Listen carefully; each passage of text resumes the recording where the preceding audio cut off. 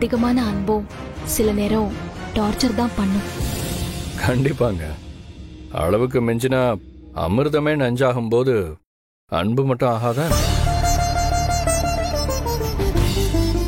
அதனாலதாங்க நான் யார் மேலேயும் அவ்வளவா அன்பே வைக்கிறது இல்லை. ஆனா என்னன்னு தெரியல, இந்த குட்டி ராஸ்கல் மேலேயும் அந்த குட்டி ஏஞ்சல் மேலேயும் ஏதோ ஒரு அஃபெக்ஷன் எனக்கு இருந்துகிட்டே இருக்கு. அதான் எனக்கு என்னன்னு புரியவே மாட்டேங்குது.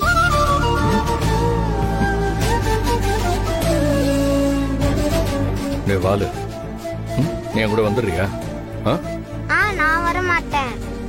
எனக்கு எங்க அம்மா கூட இருக்கிறதா பிடிக்கும். வேணும்னா நீங்க என் கூட வந்திருக்கீங்களா? நீங்க, நான், அம்மா, அக்கா எல்லாரும் ஒரே வீட்ல இருக்கலாம். ஜாலியா விளையாடலாம். நான் உன் கூட வேணா விளையாட வரவா? வாங்க. சரி, எனக்கு ஃப்ரீ டைம் கிடைக்கும் போதெல்லாம் நான் உன் கூட வந்து விளையாடுறேன். ஓகே? ஐயா ஜாலி. சரி, கிளம்பலாமா? போலாம். வா, இறங்கு, பாத்து, வா.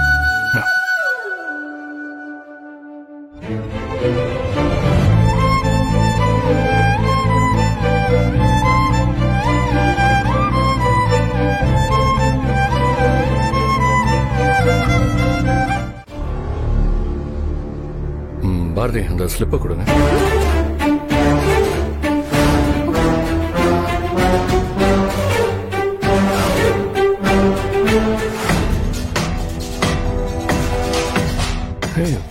மித்ரா, நீங்க என்ன பண்ற? அத நான் கேட்கணும். நீங்க இங்க என்ன பண்றீங்க? அது வந்து பாரதி நானும் ஒரு கிளைண்ட் மீட்டிங்காக வந்தோம். அங்க திடீர்னு இவங்க மயங்கி விழுந்துட்டாங்க. அதான் ஹாஸ்பிட்டல் கூட்டிட்டு வந்தேன். கிளைண்ட் மீட்டிங் இல்ல, ஃபேமிலியா பிக்னிக் வர மாதிரி தான் கிளைண்ட் மீட்டிங் வருவாங்களா? எதுக்கு நீ இவ்வளவு டென்ஷன் ஆகுற? இவங்க நம்ம கம்பெனில ஒர்க் பண்ற ஸ்டாஃப். அத நான் உங்களுக்கு ஞாபகப்படுத்துறேன். இவங்க வெறும் ஸ்டாஃப். ஓகே? ஏதோ ஃபேமிலி மெம்பர் மாதிரி குழந்தையெல்லாம் கூட்டிட்டு சுத்துறீங்க. சாரி மேடம், நான் மீட்டிங்க்கு குழந்தைங்களை கூட்டிட்டு வந்தது தப்புதான். அது கூட்டிட்டு வரதுக்கு முன்னாடியே தெரிஞ்சிருக்கணும். கம்பெனி செலவு பண்றது உன்ன மாதிரி ஸ்டாஃபுக்கு மட்டும்தான், not your family. Sorry madam, இன்னொரு தடவை இந்த மாதிரி நடக்காது. பாரதி, நீங்க எதுக்கு சாரி எல்லாம் கேட்டுட்டு இருக்கீங்க? விடுங்க. மித்ரா, நீங்க என்ன பண்ணிட்டு இருக்க? ஒன்னதான் கேக்குறேன், இங்க என்ன பண்ணிட்டு இருக்க? நிஷா கீழே விழுந்து அடிபட்டு கிடக்குறா. என்னாச்சு? தலையில அடிபட்டதுனால இப்ப கோமாக்கி போயிட்டா. ரொம்ப அன்கான்சியஸா இருக்கா. எப்ப கான்சியஸ் வரும்னே தெரியாதான். Oh my God. நம்ம வீட்டுக்கு வரும்போது நல்லா தானே இருந்தா? லஞ்சுக்கு ஒரு ரெஸ்டாரண்ட்டுக்கு போயிருக்கும் போது கால் தவறி கீழே வந்து அடிபட்டுருச்சு.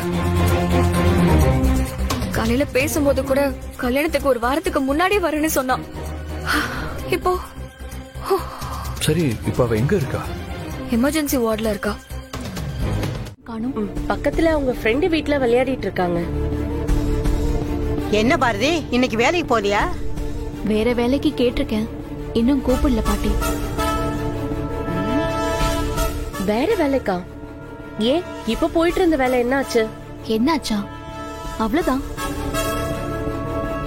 ஆதியோட உயிருக்கு ஆபத்துன்னு டாக்டர் சொன்னாருந்தான் நான் திரும்பவும் ஆபீஸ்க்கு போனேன். அதான் அவர் ஓகே ஆயிட்டார்ல.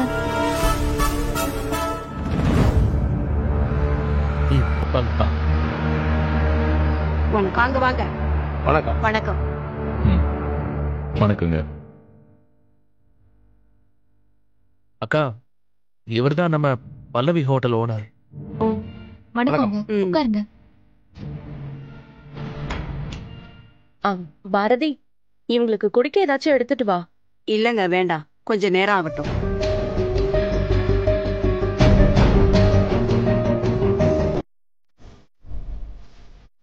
புரோக்கர் எல்லா விவரமும் சொன்னாரா? எல்லாம் தெரியும் மனோ. எனக்கு சுத்தி வளைச்செல்லாம் பேச தெரியாது. எனக்கு கல்யாணம் ஆகி 3 மாசத்துல என் பொண்டாட்டி உடம்பு சரியில்லாம இறந்துட்டாங்க. அதுக்கப்புறம் நான் கல்யாணம் பண்ணிக்கிற ஐடியா இல்லாம தான் இருந்தேன். உங்க அக்காவை பார்த்ததுக்கு அப்புறம் தான் அந்த எண்ணம் அப்படியே மாறிடுச்சு. அதான் உங்க அக்காவை கல்யாணம் பண்ணிக்கலான்னு பொண்ணு கேட்க வந்திருக்கோம்.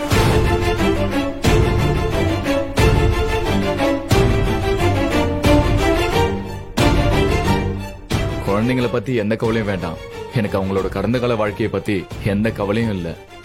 அவங்களுக்கு விருப்பம் இருந்தா கல்யாணம் பண்ணிக்கலாம்.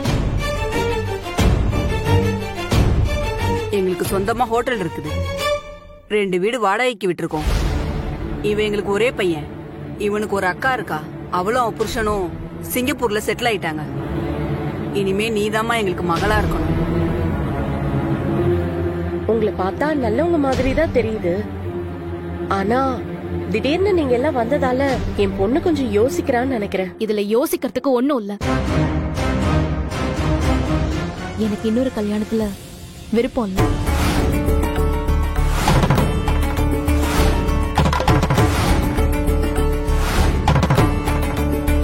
உங்களை மட்டும் இல்ல, நான் யாரையுமே இதுக்கப்புறம் கல்யாணம் பண்ணிக்க போறதில்ல. மன்னிச்சிருங்க.